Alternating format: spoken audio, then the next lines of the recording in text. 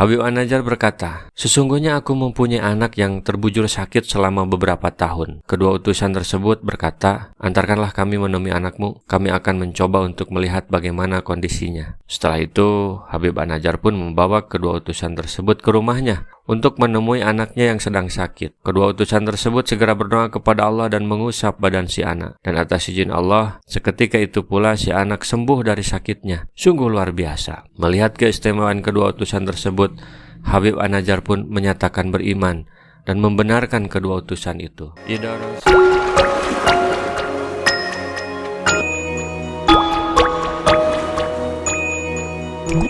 Berbicara tentang keberhasilan dakwah, apakah bisa? Bagaimana caranya? Terkadang orang mencari contoh yang bisa ditiru. Apakah yang dilakukan Rasulullah dalam berdakwah mulai dari keluarga hingga membangun khilafah yang mampu berkuasa di dunia 13 abad lamanya? Maka petunjuk mengenai dakwah tersebut sangat gamblang ada dalam Al-Quran.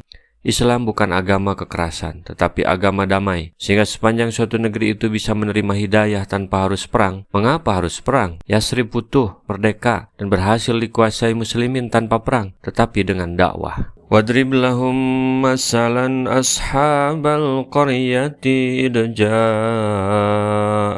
mursalun.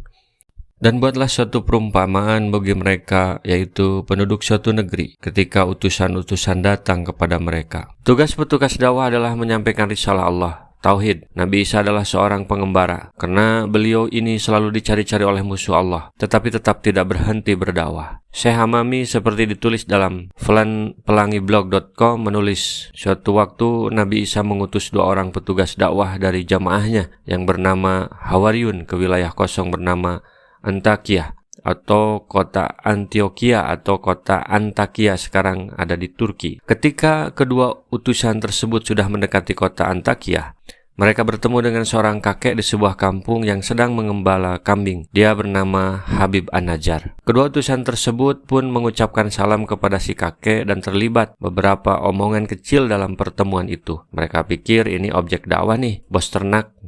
Habib An-Najjar bertanya kepada kedua utusan tersebut, "Siapa kamu berdua dan apa maksud kedatanganmu?" Kedua utusan pun menjawab, "Kami adalah utusan Nabi Isa. Kami ingin mengajak kamu semua agar meninggalkan menyembah berhala dan beralih menyembah kepada Allah." Habib An-Najjar bertanya kembali, "Apakah kalian mempunyai bukti bahwa kalian adalah seorang utusan?" Kedua utusan tersebut menjawab, "Tentu. Atas izin Allah, kami mampu menyembuhkan penyakit buta dan penyakit kusta, serta menghidupkan kembali orang yang sudah mati." Habib An-Najjar berkata, "Sesungguhnya aku mempunyai anak yang terbujur sakit selama beberapa tahun." Kedua utusan tersebut berkata, "Antarkanlah kami menemui anakmu, kami akan mencoba untuk melihat bagaimana kondisinya." Setelah itu, Habib An-Najjar pun membawa kedua utusan tersebut ke rumahnya untuk menemui anaknya yang sedang sakit. Kedua utusan tersebut segera berdoa kepada Allah dan mengusap badan si anak. Dan atas izin Allah, seketika itu pula si anak sembuh dari sakitnya. Sungguh luar biasa. Melihat keistimewaan kedua utusan tersebut, Habib An-Najjar pun menyatakan beriman dan membenarkan kedua utusan itu. "Idza rasalna ilaihi musnaini fakadzabuhuma wa'azazna bisalisin faqalu inna ilaikum mursalun." Yaitu ketika kami mengutus kepada mereka 2 orang utusan, lalu mereka mendustakan keduanya. Kemudian kami kuatkan dengan utusan yang ketiga. Maka ketiga utusan itu berkata, "Sungguh kami adalah orang-orang yang diutus kepadamu." Berita tersebut menyebar ke seluruh penjuru negeri. Maka banyaklah orang yang berobat ke utusan tersebut. Utusan itu pun terus mengajarkan kebaikan yang bersumber pada tidak menyembah selain kepada Allah. Terjadilah pertentangan di tengah masyarakat. Bagaimana tidak? Masyarakat di negeri itu sudah terbelenggu tradisi, terbiasa memberi sesajen dan menyembah patung yang mereka buat sendiri. Mereka memiliki kebiasaan yang menurut mereka inilah kebiasaan terbaik mereka. Tetapi utusan itu mengajarkan lain. Utusan itu betul-betul ingin menyadarkan masyarakat bahwa kebiasaan mereka bukanlah kebaikan. Sebagai pelopor, mereka tentu dihadapkan pada kondisi di mana terjadi penentangan yang keras dari masyarakat. Tetapi mereka tidak gentar, terus memperingatkan kepada masyarakat negeri bahwa menyembah berhala itu tidak baik. Sembahlah Allah saja. Al-Kisah, terjadilah banyak bencana dan malapetaka menimpa mereka. Sehingga sampailah berita itu kepada Raja Antakya atau Intokya. Utusan itu dipanggil dan diinterogasi. "Siapa kalian?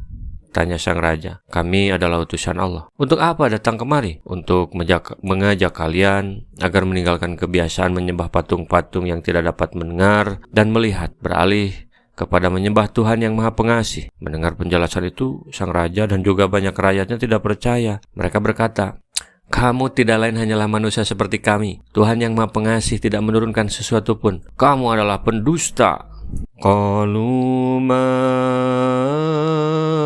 antum illa basarum misluna wa ma anzala rahmanu min syai' wa ma anzala rahmanu min syai'in in antum illa taqdibun. Mereka penduduk negeri menjawab, kamu ini hanyalah manusia seperti kami, dan Allah yang Maha Pengasih tidak menurunkan sesuatu apapun. Kamu hanyalah pendusta belaka. Mereka sebarkan isu dan fitnah bahwa petugas dakwah tersebut sesat dan pembohong. Ini menjadi pagar betis opini sehingga orang-orang takut untuk menerima dakwahnya. Inilah tantangan bagi perintis dakwah pelopor perubahan, penentangan. Namun demikian, utusan itu tidak putus asa dan menyerah. Utusan itu terus menjelaskan bahwa Tuhan kami mengetahui bahwa sungguhnya kami adalah orang yang diutus kepada kalian.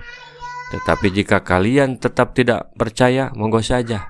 Karena kami hanya bertugas menyampaikan dan melaksanakan perintah Allah. Qalu rabbuna ya'lamu inna ilaikum lamursalun. Mereka berkata, Tuhan kami mengetahui sungguhnya kami adalah utusan-utusannya kepada kamu. Wa ma alaina ilal balagul mubin. Dan kewajiban kami hanyalah menyampaikan perintah Allah dengan jelas. Janganlah kalian menyalahkan kami. Kami hanya melaksanakan tugas menyampaikan risalah Islam ini. Salah satu kebiasaan orang di negeri itu adalah percaya kepada tahayul. Mereka percaya pada peruntungan dengan tanda-tanda. Istilah Arabnya tatoyur. Ini masih berlangsung ketika Nabi SAW diutus. Pada zaman Nabi, masyarakat Mekah biasa melepas burung saat akan bepergian. Bila burung itu terbang dari arah kanan menuju ke kiri maka mereka percaya bahwa itu pertanda nasib baik dan sebaliknya. Tatoyur berasal dari toir yang berarti burung.